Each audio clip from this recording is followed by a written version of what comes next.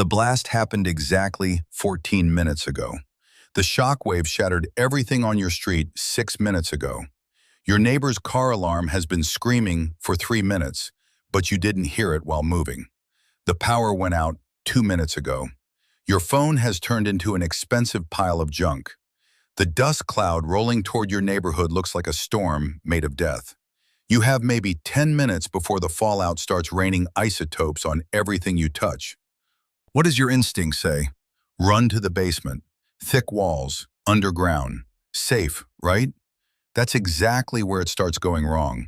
This is the perfect way to turn your basement into a radiation-filled coffin. No problem. We're going to fix this using physics, garbage bags, and the fact that your house is not a shelter. Most people think basements are nuclear shelters because they're below ground level. This is half true, which in survival terms means completely useless. Fallout doesn't care about your property line. It's radioactive dust, fine particles. They don't blast through your roof to get in. They settle on top of your roof. They blow in through your broken windows. They seep through your HVAC vents into every part of your house. They cover your lawn, your car, and every inch of your ventilation ducts. Basements have ground-level windows. They have ventilation systems. They have drainage pumps connected to the outside. They have foundation cracks left over from that inspection report you ignored. Each of these is a highway for radioactive particles to enter and start cooking your DNA. Radiation exposure is cumulative. It's not about one particle. It's about 10,000 particles sitting on your shirt, in your hair, in your shoes, all dumping gamma rays into your cells for hours. Your basement becomes not a shield, but a trap, because you brought the fallout inside. Strip down before entering the basement. Leave your clothes in the garage or outside. Radioactive dust sticks to fabric like glitter at a kid's birthday party. It's impossible to completely remove. Seal every vent, window, and crack with duct tape and plastic bags or sheeting. Garbage bags work. Painter's plastic works. That tarp you bought for a project you never finished works. You're not creating a bomb shelter, you're creating an air barrier. The goal is to keep fallout particles outside, not to stop the shockwave. Move to the center of the basement, away from exterior walls. Pile furniture, books, mattresses, sandbags, cat litter, anything dense between you and the outside. Radiation weakens with distance and mass. Every inch between you and the fallout reduces your exposure. You're not building a shelter, you're building a time machine. The longer you stay inside, the more the fallout decays. Radiation from fallout drops to 10% of initial intensity in 7 hours, to 1% in 2 days. Your job is to survive those first 48 hours without absorbing a lethal dose. You're in the center of the basement. You've sealed the vents and drains. Now you need mass between you and the outside world. Radiation doesn't stop, it only weakens. And it weakens depending on how many obstacles are in its way. Our elders generally defend this thesis. Concrete walls are enough. It's very hard for fallout to get in here. Research after the Chernobyl disaster shows that 20 centimeters of concrete reduces gamma radiation by approximately 75%. Over 48 hours, that 25% reaches a dangerous dose for you. You need more mass, and unfortunately, you don't have time to pour concrete. Create a pile layer of everything dense you consider trash between you and the exterior walls. Bookshelves, beds, couches, whatever you find. Fill garbage bags with dirt from your backyard before the fallout comes and stack them like sandbags. Each bag is protection for you. Create a nest in the center of the room. Make a small, enclosed area surrounded by mass on all sides. Think of it like building a fort, except this fort is made of encyclopedias and cat litter, and the enemy is invisible subatomic particles.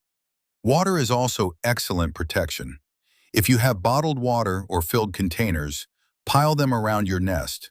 Water is dense, cheap, and if it's sealed, you can drink it afterwards.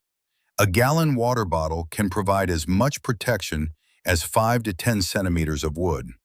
You've reduced your radiation exposure by 50 to 80% more.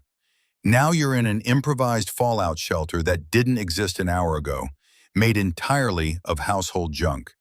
You have mass, furniture, dirt, water, books. Not perfect, but at least it works. You've sealed your basement. You've created a fort nest for yourself. Now you're somewhat safe, it seems. This is where your real problem begins. Your brain tells you, I'll wait here a bit and then leave. The truth is, humans are terrible at waiting.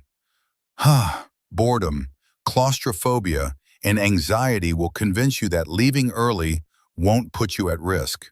Most people die here, not from radiation, but from impatience. The difference between leaving 6 hours after fallout and 48 hours after is the difference between a survivable dose and a lethal dose. Radiation decays exponentially. 1 hour after fallout, fallout is at 100% intensity. After 6 hours, it's 10%. After 48 hours, it's 1%. Leaving after 12 hours because you think, I'm probably fine, is a way to receive 10 times more radiation than you would if you just waited in the fort you built in the basement. This is one way to throw yourself down irreversible paths. Create a routine, sleep, eat small amounts, do push-ups, count ceiling tiles, anything to anchor your brain to passing time instead of a spiral of fear. Mark the hours on the wall with a pencil. Make a mark for every hour you survive. Gamify every moment you stay in the basement. You're not trapped. You're winning by surviving. Through this psychological chaos, constantly remind yourself that radiation is invisible, unfelt, unsmellable. This is terrible, but it also means you don't really know if outside is safe. Assume it's not. Assume those who left early are now vomiting blood in a hospital with no power. You're not missing anything. You're enduring to survive. Stay inside. Let the isotopes decay. Don't be a hero, and you've defeated your toughest enemy, yourself. You didn't panic. You didn't leave early. You trusted physics more than fear. You don't stay in the basement forever, but you don't leave when you want to leave either. You leave when the math says it's survivable. Wait at least 48 hours. This is non-negotiable. After 2 days, fallout intensity is at 1% of initial levels. Still dangerous but survivable for brief exposures. Before leaving, check the air. Avoid dust. If it's windy, wait. Don't go out. Wind lifts settled particles into the air. If you breathe airborne dust, you're done. If it's raining, it's even worse. It washes fallout accumulated on roofs, concentrating it in gutters and low ground. Stay away from water runoff. Stay away from puddles. When you leave, move fast. Don't linger.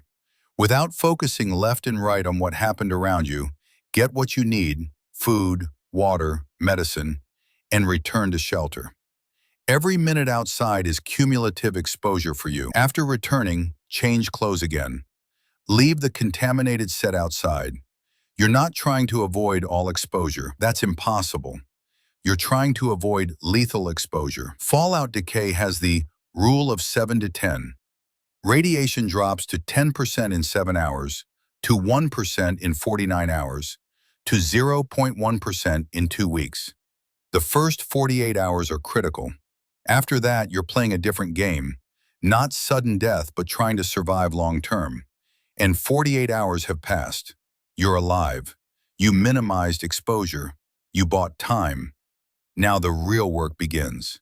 Scavenging, finding uncontaminated water, and trying to figure out if anyone else survived. Actually, your basement wasn't a shelter for you.